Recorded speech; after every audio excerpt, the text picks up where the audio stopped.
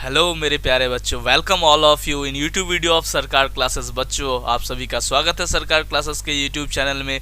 आज हम लोग बच्चे कोऑर्डिनेट ज्योमेट्री के इंट्रोडक्शन का पार्ट 2 पढ़ने जा रहे हैं और आज हम लोग डिस्कस करेंगे दो प्रकार के कोऑर्डिनेट सिस्टम। पहला होगा कार्टेशियन कोऑर्डिनेट सिस्टम और दूसरा होगा बच्चों पोलर कोऑर्डिनेट सिस्टम। हम ये समझेंगे आज कि कार्टेशियन कोऑर्डिनेट सिस्टम किसे कहते हैं और फिर ये समझेंगे कि पोलर कोऑर्डिनेट सिस्टम किसे कहते हैं। तो आइए चलिए मेरे साथ शुरुआत कीजिए। बच्चों, जैसा कि आप स्क्रीन पर देख पा रहे हैं, यहाँ पर लिखा हुआ है कार्टेशियन कोऑर्डिनेट सिस्टम। तो आइए इसका डेफिनेशन को हम लोग समझते हैं। कहता है एक कोऑर्डिनेट सिस्टम, इसका मतलब है कि कार्टेशियन कोऑर्डिनेट सिस्टम बच्चों एक कोऑर्डिनेट सिस्टम है इन विच, जिसमें हम लोग क्या करते हैं, ए पॉइंट इज लोकेटेड, एक पॉइंट को लोकेट करते हैं माने रिप्रेजेंट करते हैं using a pair of values. किसका यूज करके रिप्रेजेंट करते हैं, ए पेयर ऑफ वैल्यूज का यूज करके रिप्रेजेंट करते हैं, जो किस फॉर्म में होता है, in the form of x y के फॉर्म में होता है, या नहीं तो यूजिंग ट्रिपलेट वैल्यूज, या नहीं तो ट्रिपलेट वैल्यूज का यूज करके रिप्रेजेंट करते हैं, जो किस फॉर्म में होता है, in the form of x y z, जो एक्स वाई जेड के फॉर्म में होता है। बच्चों, एक बात बता दें कि कार्टेशियन कोऑर्डिनेट सिस्टम में हम लोग किसी भी पॉइंट को क्या करते हैं, लोकेट करते हैं। किसकी मदद से लोकेट करते हैं, तो या तो पेयर ऑफ वैल्यूज की मदद से लोकेट करते हैं जो एक्स वाई के फॉर्म में होता है, या नहीं तो ट्रिपलेट ऑफ वैल्यूज की मदद से लोकेट करते हैं जो एक्स वाई जेड के फॉर्म में होता है। बच्चों, तो आपके मन में विचार आ रहा होगा कि सर कब हम लोग एक्स वाई यानी कि दो ही वैल्यूज का यूज करते हैं, दो ही कोऑर्डिनेट्स का यूज करते हैं कार्टेशियन कोऑर्डिनेट सिस्टम में। तो बच्चों, जैसा कि मैंने आपको बताया कि क्लास 9th में आपको सिर्फ दो ही वैल्यूज की आवश्यकता होती है, किसको रिप्रेजेंट करने के लिए, किसी भी पॉइंट को रिप्रेजेंट करने के लिए। क्योंकि क्लास 9th में आप जिस प्लेन पर इस पॉइंट को रिप्रेजेंट करते हैं वो प्लेन कौन सा होता है, 2D प्लेन ही होता है। इसका मतलब 2D प्लेन को ही पढ़ना होता है और 3D प्लेन पर किसी पॉइंट को लोकेट करने के बारे में आप फर्दर आगे के क्लासेस में पढ़िएगा। ठीक है, कोई दिक्कत। अब देखिए, मैं एक बात आपको बता दूं, यहाँ पर लिखा है हमने कि इन 2D प्लेन में ए पॉइंट इज लोकेटेड, एक पॉइंट लोकेट किया जाता है in the form of x y के फॉर्म में लोकेट किया जाता है। हमने अभी तुरंत इसका जिक्र किया, सोचा फिर से आप लोगों को एक बार पढ़ के समझा दूं। 3D प्लेन बच्चों, 3D प्लेन में ए पॉइंट इज लोकेटेड, एक पॉइंट को लोकेट किया जाता है in the form of x y z के फॉर्म में। तो बच्चों, आपके मन में एक सवाल आ रहा होगा कि सर दो कोऑर्डिनेट्स का यूज करके कैसे दिखाते हैं और 3 कोऑर्डिनेट्स का यूज करके कैसे दिखाते हैं। मान लीजिए कि सर अगले क्लास में पढ़ना है, वो अलग बात है, लेकिन जब आप थोड़ा सा बताए हैं तो उसके विषय में और थोड़ा सा बता दीजिए और दिखा दीजिए कि किस तरह से रिप्रेजेंट करते हैं। तो भाई, आपके मन की बात को पूरा करते हुए हम आपको अभी तुरंत ये दिखाने जा रहे हैं कि दो पॉइंट्स का यूज करके कैसे रिप्रेजेंट करते हैं, और ये भी दिखाने जा रहे हैं कि 3 पॉइंट का यूज करके कैसे रिप्रेजेंट करते हैं किसी पॉइंट को, 3 वैल्यूज का यूज करके कैसे रिप्रेजेंट करते हैं किसी पॉइंट को। ठीक है ना, चलिए आगे बढ़ते हैं। जैसा कि आप देख पा रहे हैं आपके सामने स्क्रीन पर, यहाँ पर एक पी पॉइंट है जिसको लोकेट करने के लिए हमें दो वैल्यूज की आवश्यकता पड़ी है। पहली कि इस पी पॉइंट की दूरी एक्स एक्सिस से, कौन से एक्सिस से, एक्स एक्सिस से, जिसको कि क्या कहा गया है, वाई कोऑर्डिनेट कहा गया है, वाई के रूप में रिप्रेजेंट किया गया है, इस दूरी की आवश्यकता पड़ी है। और दूसरा, इस पी पॉइंट की दूरी वाई एक्सिस से, ठीक है, इस दूरी की आवश्यकता पड़ी है जिसको यहाँ पर x लिखा गया है। तो सबसे पहले हम लोग y एक्सिस से इस p पॉइंट की दूरी को लिखते हैं जिसको x कोऑर्डिनेट कहा गया है, और उसके बाद ही हम लोग लिखते हैं इस p पॉइंट की दूरी को x एक्सिस से जिसको कि यहाँ पर y कोऑर्डिनेट कहा गया है और y के रूप में, वैल्यू के रूप में रिप्रेजेंट किया गया है। बच्चों, एक बात बता देते हैं कि इस दोनों वैल्यूज, ये दोनों जो दूरी है, जो एक बार x एक्सिस से लिया गया है, एक बार y एक्सिस से लिया गया है, और जिसके मदद से इस पॉइंट को लोकेट किया गया है, क्योंकि ये दो ही वैल्यूज है इसीलिए हम लोग 2D प्लेन पे किसी पॉइंट को लोकेट करने के लिए दो ही वैल्यूज यूज करते हैं। होप बच्चों आप लोग समझ गए होंगे। और एक इम्पॉर्टेंट बात जो जरूरी है बच्चों वो मैं आपको बता देता हूं, यहां मैंने लिख करके रखा है, dear student, coordinate axes, quadrants, convention of science, the locating of a point, finding coordinates of point will be discussed in next video। ऐसा हमने इसीलिए यहाँ पर लिखा है बच्चों क्योंकि हम आपको ये बता देना चाहते हैं कि आपको लग रहा होगा सर 2D प्लेन तो बता दिए, लेकिन क्या coordinate axes, quadrants, convention of science, locating of A point या कोऑर्डिनेट्स ऑफ पॉइंट को फाइंड करना हम लोग नहीं सीखेंगे अभी। तो बच्चों ये सभी हम लोग डिटेल्स में पढ़ेंगे, लेकिन अभी नहीं पढ़ेंगे, इसके अगले वीडियो में पढ़ेंगे। अभी सिर्फ हम आपको परिचय करवा रहे हैं कि 2D प्लेन कैसा होता है और 2D प्लेन में किसी पॉइंट को लोकेट करने के लिए किस तरह से सिर्फ दो ही पॉइंट की आवश्यकता होती है और क्यों सिर्फ दो ही पॉइंट की आवश्यकता होती है। शायद आप लोग बच्चे समझ गए होंगे। तो हम लोग अब आगे बढ़ते हैं किसकी ओर, 3D प्लेन की ओर। बच्चों जैसा कि आप स्क्रीन पर देख पा रहे हैं, हमारे पास यहाँ पर ये एक्स एक्सिस है, ठीक है, ये वाई एक्सिस है और ये जो है जेड एक्सिस है, ठीक है। और एक इम्पॉर्टेंट बात, आप यहाँ एक पॉइंट भी देख पा रहे होंगे जिसका नाम मैंने लिख करके रखा है एम। तो आप देखिए इस पॉइंट का 3 कोऑर्डिनेट है बच्चों, एक्स, वाई और जेड।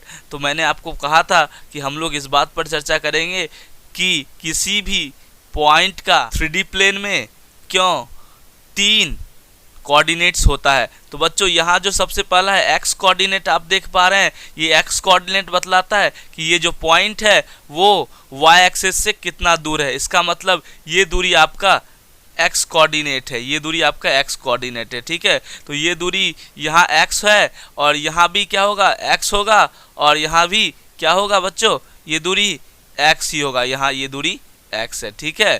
तो इसीलिए एक्स कोऑर्डिनेट बतलाता है, क्या बतलाता है कि वाई एक्सिस से ये पॉइंट कितना दूर है, ठीक है बच्चों। अब देखते हैं यहाँ जो वाई कोऑर्डिनेट है, यहाँ जो बच्चों दूसरा नंबर पे वाई कोऑर्डिनेट है, ये वाई कोऑर्डिनेट बतलाता है कि ये जो पॉइंट है वो एक्स एक्सिस से कितना दूर है। आपका एक्स एक्सिस कहाँ है, आपका एक्स एक्सिस ये है और ये पॉइंट कहाँ है, यहाँ है। इसका मतलब ये दूरी जो है आपका, अभी जो मैं लाइन सेगमेंट ड्रॉ कर रहा हूँ, यही दूरी आपका क्या है, वाई है।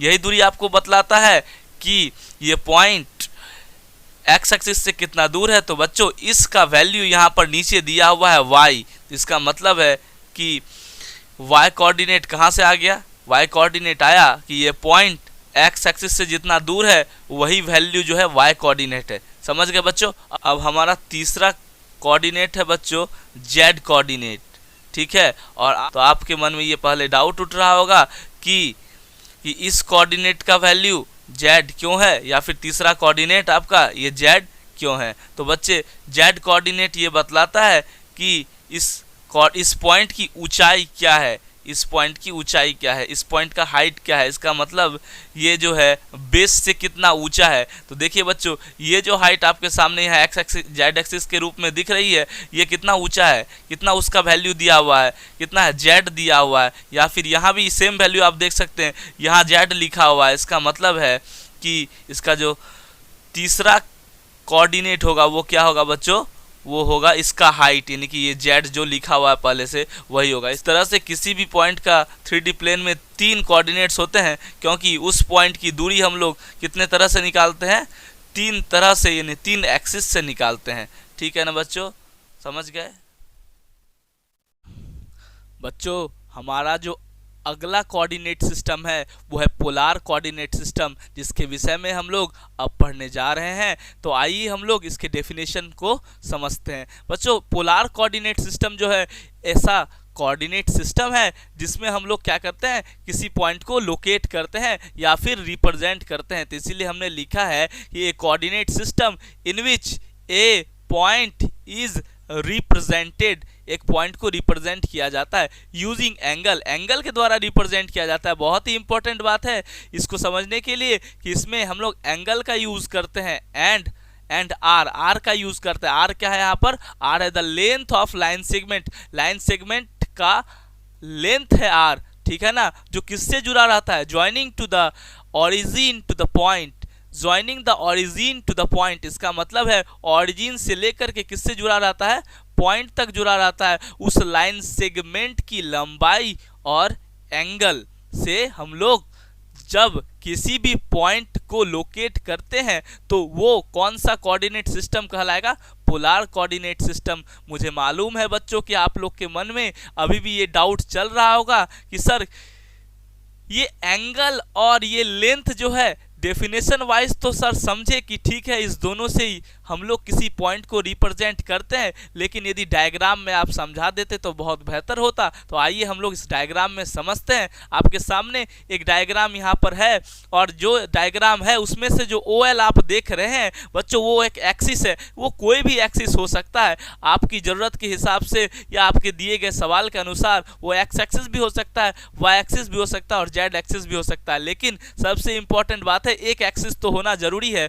देखिए बच्चों, इस एक्स एक्सिस का ये जो पॉइंट आप देख रहे हैं ये ओरिजिन है। आप तो जानते ही हैं जहां पर एक्सिस आपस में इंटरसेक्ट करता है उसको ओरिजिन कहते हैं, इसीलिए हमने इसको ओ से डिनोट करके रखा है। तो सबसे पहले बच्चों कि आपको किस पॉइंट को रिप्रेजेंट करना है, आपको यहाँ पर लाल कलर का जो पॉइंट दिख रहा है इस पॉइंट को रिप्रेजेंट करना है। इस पॉइंट का नाम नहीं दिया है तो आप जानते हैं ना बच्चों हम लोग कौन सा नाम रखेंगे। जी हाँ, ऑफकोर्स हम इसका नाम M रखेंगे। इस पॉइंट को हम लोग को रिप्रेजेंट करना है बच्चों। अब आपके सामने सवाल है सर इस पॉइंट को रिप्रेजेंट करने के लिए आप बोले एंगल का यूज होता है और लेंथ ऑफ लाइन सेगमेंट की आवश्यकता होती है, उसको समझाइए। तो सबसे पहले बच्चों मैं आपको एंगल समझाता हूं। एंगल कौन सा एंगल यहां पर हमें जरूरत होता है। तो देखिए इस एक्स एक्सिस, ये एक्स एक्सिस देख रहे हैं, इस एक्स एक्सिस और इस पॉइंट को ओरिजिन से जोड़ने वाला जो ये लाइन सेगमेंट होता है ना, इस लाइन सेगमेंट जिसकी लंबाई क्या होती है बच्चों, आर होती है। यही आर है, क्लियर कर दे, यही आर है। इस लाइन सेगमेंट की लंबाई ही आर है और इस दोनों के बीच बनने वाला एंगल किसके, आर और एक्सिस के बीच बनने वाला एंगल ही हम लोग यूज करते हैं कोऑर्डिनेट सिस्टम में किसी पॉइंट को लोकेट करने में। तो सबसे पहला चीज क्या हो गया बच्चों, इस दोनों के बीच बनने वाला एंगल, एंगल क्लियर। और दूसरा किस चीज की आवश्यकता होती है बच्चों, फिर से बता रहा हूं, ये जो लाइन सेगमेंट की लंबाई है जो ओरिजिन से लेकर के इस पॉइंट को जोड़ती है, इस लाइन सेगमेंट की लंबाई जिसको आर कहते हैं, उस दोनों की आवश्यकता होती है। यहाँ देख पा रहे हैं आप एम पॉइंट को रिप्रेजेंट किया गया है 3,60 डिग्री। इसका मतलब है कि इस दोनों के बीच यहाँ बनने वाला एंगल कितना है, 60 डिग्री है, क्लियर। और इस आर की लंबाई यहाँ पर इसका मतलब कितना है, आर की लंबाई इसका मतलब यहाँ पर 3 है, इसीलिए यहाँ पर 3,60 डिग्री से इस पॉइंट को रिप्रेजेंट किया गया है, क्लियर। बच्चों एक बात बता दे, यहाँ पर आप एक दूसरा पॉइंट देख पा रहे हैं, ठीक है ना। अब देखिए इसको कैसे रिप्रेजेंट किया गया है। अब देखिए क्यों यहाँ पर 4 और 120 लिखा गया, इस बात को भी हम लोग क्लियर कर लेते हैं। बच्चों सबसे पहले इस पॉइंट से इस ओरिजिन तक की लंबाई यहाँ पर है 4, इसीलिए r का वैल्यू है 4 और यहाँ पर 4 लिखा गया पहला कोऑर्डिनेट पोलर कोऑर्डिनेट सिस्टम में। और दूसरा है बच्चों इस लाइन सेगमेंट से एक्स एक्सिस के बीच बनने वाला एंगल कितना डिग्री है, 210